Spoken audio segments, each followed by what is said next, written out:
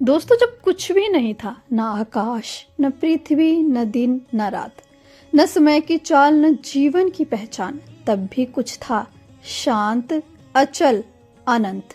वही थे दोस्तों, भगवान विष्णु। राधे राधे दोस्तों, जय श्री हरि। कैसे हैं आप सब दोस्तों? भगवान विष्णु के अनंत रूप हैं, लेकिन शास्त्रों में 3 प्रमुख पुरुष अवतार सबसे महत्वपूर्ण माने गए हैं। पहला है महाविष्णु, जो ब्रह्मांडीय महासागर में विश्राम करते हैं और जिनसे अनगिनत ब्रह्मांड जन्म और विनाश पाते हैं। दोस्तों, दूसरा है गर्भोदकशाही विष्णु, जिनके माध्यम से ब्रह्मा जी प्रकट होते हैं और सृष्टि की रचना होती है।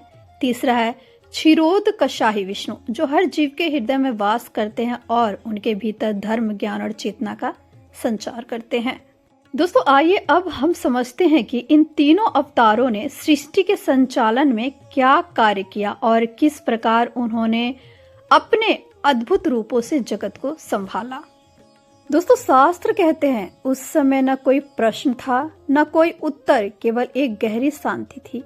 उसी शांति के सागर में शेषनाग की सैया पर भगवान विष्णु योग निद्रा में स्थिर थे।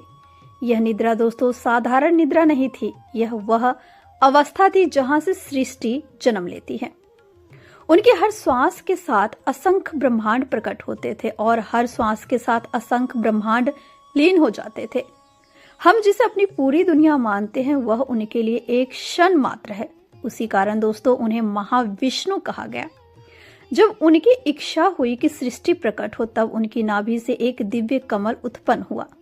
उस कमल पर ब्रह्मा प्रकट हुए। ब्रह्मा ने चारों दिशा में देखा पर कुछ दिखाई नहीं दिया। तब उन्हें बोध हुआ कि वे स्वयं रचयिता नहीं बल्कि रचना के साधन है। शक्ति विष्णु की है, इच्छा विष्णु की है और संतुलन भी विष्णु का ही है। यहीं से सृष्टि की यात्रा आरंभ होती है। जब ब्रह्मांड बन गया तब भगवान विष्णु केवल बाहर नहीं रहे, वे स्वयं हर ब्रह्मांड के भीतर प्रविष्ट हुए। अब उनका नाम हुआ गर्भोदकशाही विष्णु। उन्होंने उस ब्रह्मांड के आधे भाग को अपने ही स्वरूप में जलमय कर दिया दोस्तों, और उसी जल पर विश्राम किया। फिर से उनकी नाभि से कमल प्रकट हुआ और उस पर ब्रह्मा ने सृष्टि की रचना प्रारंभ की। दोस्तों, इसका अर्थ केवल इतना ही नहीं कि भगवान ने सृष्टि बनाई। इसका अर्थ यह है कि भगवान सृष्टि के बाहर भी है और भीतर भी। वे दूर बैठे किसी लोग में नहीं, बल्कि इसी अस्तित्व में, इसी ब्रह्मांड के कण कण में है। लेकिन दोस्तों, कथा यहाँ समाप्त नहीं होती। भगवान विष्णु इससे भी अधिक निकट आए। उन्होंने प्रत्येक जीव के हृदय में अपना वास किया। इस रूप को कहा गया क्षीरोदकशाही विष्णु। यही वह रूप है जो आपके भीतर मौन साक्षी बनकर बैठा है। दोस्तों, जब आप अकेले होते हैं, जब कोई नहीं देख रहा होता, तब भी जो आपको सही गलत का बोध कराता है वही विष्णु है। कृष्ण ने गीता में कहा था कि मैं हर प्राणी के हृदय में स्थिर हूँ। इसका अर्थ यह नहीं कि भगवान केवल मंदिर में है, वे आपके निर्णयों में हैं, आपकी करुणा में हैं, आपकी ग्लानि में हैं और आपकी प्रार्थना में भी।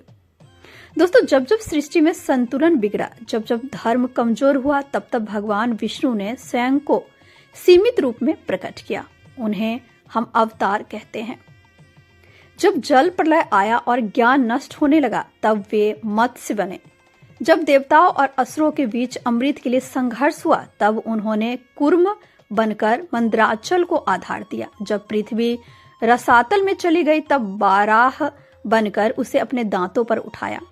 दोस्तों, जब अहंकार इतना बढ़ गया कि स्वयं को अमर समझने लगा, तब भगवान नरसिंह बने। न वे मनुष्य थे, न पशु, न दिन था, न रात, न भीतर न बाहर, क्योंकि भगवान यह दिखाना चाहते थे कि जब अधर्म हद पार करता है, तब नियम भी उसके लिए टूटते हैं। जब राजा बलि का अहंकार भक्ति से भी बड़ा होने लगा, तब भगवान वामन बने। छोटे से रूप में 3 पग मांगे और तीनों लोक नाप लिए, यह सिखाने के लिए कि त्याग में ही महानता है। जब क्षत्रियों में अत्याचार बढ़ा, तब परशुराम आए। जब मर्यादा टूट रही थी, तब राम आए। राम इसलिए नहीं आए कि वे भगवान थे, बल्कि इसलिए आए कि वे आदर्श बन सके। और फिर आए कृष्ण। दोस्तों, कृष्ण केवल अवतार नहीं थे, वे जीवन का दर्शन थे। उन्होंने सिखाया कि कर्म करो, फल की चिंता छोड़ो। दोस्तों, उन्होंने सिखाया कि प्रेम भी धर्म है और युद्ध भी धर्म हो सकता है यदि उद्देश्य सही हो। जब हिंसा चरम पर पहुंची तब बुद्ध आए, उन्होंने करुणा सिखाई, और जब कलयुग अपने अंधकार की सीमा पार करेगा तब कल्कि आएगा। दोस्तों, जैसे हमने देखा कि भगवान विष्णु ने सृष्टि की संतुलन के लिए अपने अवतारों को प्रकट किया, वैसे ही अब हम जानेंगे उनके और भी अनोखे रूपों और उनके गहरे रहस्यों के बारे में। दोस्तों, भगवान विष्णु के ये रूप हमें केवल सृष्टि के रहस्य नहीं बताते, बल्कि हमारे जीवन के गहरे संदेश भी खोलते हैं। जैसे ही हम उनके अवतारों की कथा सुनते हैं, हमें महसूस होता है कि धर्म केवल नियमों का नाम नहीं है। धर्म वह है जो जीवन को संतुलित रखता है, जो अहंकार को रोकता है और प्रेम को बढ़ाता है। दोस्तों, मत्स्य अवतार में जब जल प्रलय आया और सब कुछ डूबने लगा, भगवान ने स्वयं को मछली के रूप में प्रकट किया। न केवल मछली का रूप, बल्कि मछली की समझ भी उनमें थी। उन्होंने सावधानी से ज्ञान और धर्म के बीजों को सुरक्षित किया। यह हमें यह सिखाता है कि जब संकट आए तो धैर्य और समझ ही हमारी रक्षा करते हैं। कूर्म अवतार में दोस्तों, जब देवता और असुर अमृत मंथन कर रहे थे, तब उन्होंने मद्राचल पर्वत को अपने पीठ पर टिकाकर एक आधार प्रदान किया। सोचिए, कितना धैर्य, कितना स्थिरता और कितना साहस चाहिए कि वह पूरी सृष्टि का भार उठाकर संतुलन बनाए रखे। यही संदेश है दोस्तों कि स्थिरता और संतुलन ही जीवन का आधार है। दोस्तों, 12 अवतार में जब पृथ्वी अंधकार में डूब रही थी, भगवान ने अपने दांतों से उसे बाहर निकाला। उनका यह रूप हमें यह सिखाता है कि कभी कभी हमें संकट में स्थिर रहकर शक्ति के साथ काम करना पड़ता है, और यह शक्ति केवल बाहरी नहीं, हमारे भीतर की होती है। नरसिंह अवतार सबसे अद्भुत है। अधर्म अपने चरम पर था, अहंकार ने सभी नियम तोड़ दिए थे। भगवान ने आधा शेर आधा मनुष्य बनकर राक्षस हिरण्यकश्यप का संहार किया। दोस्तों, यह हमें सिखाता है कि जब जीवन में अत्याचार चरम पर पहुंच जाए, तब केवल साहस और धर्म की रक्षा करने वाला ही समाधान ला सकता है। 52 अवतार में दोस्तों, भगवान छोटे बौने ब्राह्मण के रूप में आए, लेकिन 3 पग में पूरे 3 लोक को नाप लिया। इसका संदेश है कि कभी कभी बाहरी रूप छोटा दिखाई दे, लेकिन विचार और उद्देश्य बहुत बड़ा हो सकता है।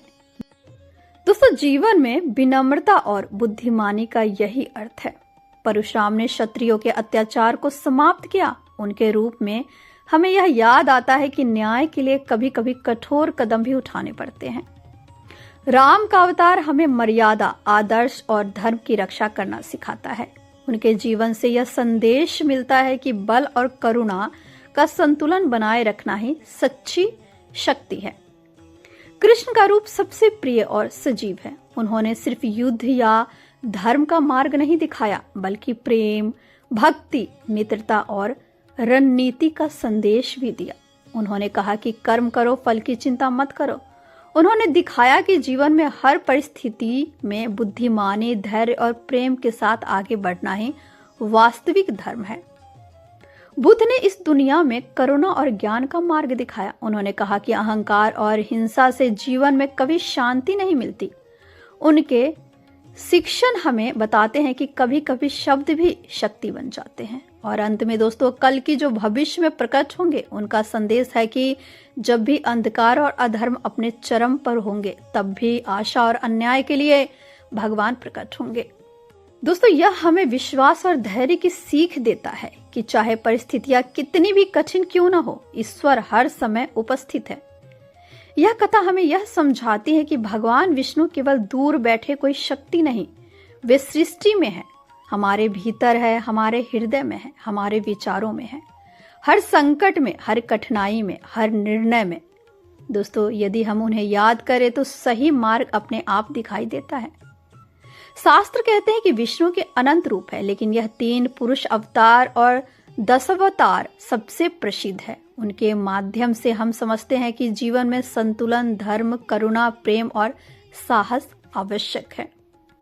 दोस्तों, यदि हम ध्यान से देखें तो उनके सभी अवतार एक ही संदेश देते हैं कि अधर्म कभी अस्थायी नहीं रहता, धर्म की शक्ति हमेशा विजयी होता है, और जो जीवन में धर्म, भक्ति और प्रेम के मार्ग पर चलता है वह कभी अकेला नहीं होता।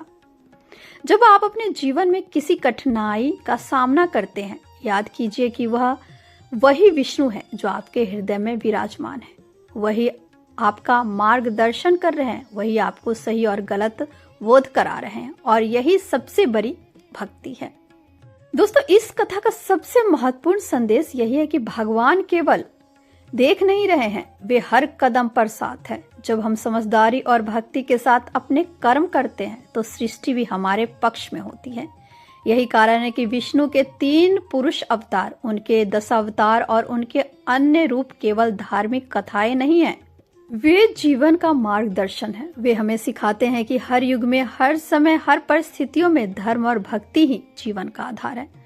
और दोस्तों, जब आप यह कथा सुनकर अपने हृदय में शांति महसूस करते हैं तो समझ जाइए कि आप भगवान के करीब आ गए हैं। उनकी शक्ति आपके भीतर प्रवाहित हो रही है। उनके अवतार, उनका मार्ग, उनका प्रेम, सब आपके जीवन को सही दिशा दिखा रहे हैं। दोस्तों, यही है भगवान विष्णु की अद्भुत कहानी, जो न केवल सृष्टि की उत्पत्ति और पालन का रहस्य बताती है, बल्कि आपके जीवन को भी प्रकाशित करती है। दोस्तों, यह कथा केवल भगवान के रूपों की नहीं है। यह कथा यह सिखाती है कि ईश्वर हर युग में बदलता नहीं, लेकिन हर युग के अनुसार स्वयं को प्रकट करता है। और अंत में यही सत्य है, भगवान विष्णु कोई दूर की शक्ति नहीं, वे वही शक्ति है जो सृष्टि को थामे हुए हैं, जो आपके भीतर आपको सही रास्ता दिखाती है, और जो तब भी आपका साथ नहीं छोड़ती जब पूरा संसार आपको छोड़ देता है। दोस्तों, यदि यह कथा आपके मन को थोड़ा भी शांत करे तो समझिए विष्णु ने आपको छू लिया है। जय श्री विष्णु। हर हर महादेव।